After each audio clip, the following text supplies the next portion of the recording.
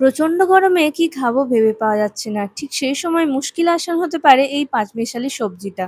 এই সবজিটা বানানোর জন্য আমি পটল, শিম, লাউ, গাজর, রাঙা আলু,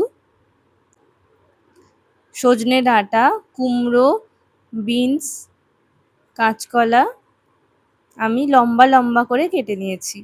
সব সবজিগুলো ধুয়ে নিয়ে খুব সামান্য সর্ষের তেল দিয়ে ৫ ফোড়ন, শুকনো লঙ্কা, তেজপাতা ফোড়ন দিয়ে রাঙা আলু, গাজর দিয়ে নাড়াচাড়া করে নিচ্ছি। তারপর বিনস, পটল নাড়াচাড়া করে একটু ঢাকা দিয়ে রাখছি। এরপর আমি কুমড়ো, শিম, সজনে ডাঁটা, কাঁচকলা, লাউ সব সবজি দিয়ে ভালো মতো নাড়াচাড়া করে নিচ্ছি। সব রকম সবজি খাওয়াও ভীষণ দরকার, আর এই সবজিটা খেতেও ভীষণ ভালো লাগে।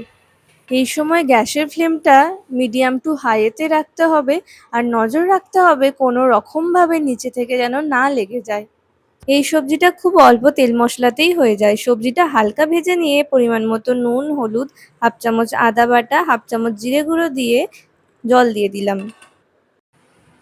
এই নিরামিষ পাঁচমিশালি সবজিটার আসল জিনিস হচ্ছে মটর ডাল।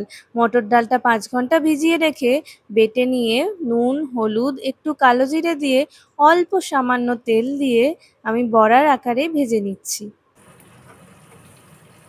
বড়াগুলো এপিট ওপিট করে ভেজে তুলে রাখছি। এখন দেখি সবজিটা সিদ্ধ হলো কিনা। আমি কড়াইয়ে সিদ্ধ করেছি, আপনারা কিন্তু প্রেসার কুকারে একটা সিটি দিয়ে দিতে পারেন।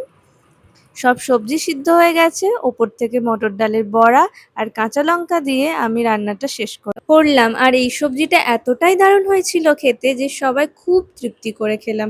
আপনাদের কেমন লাগলো?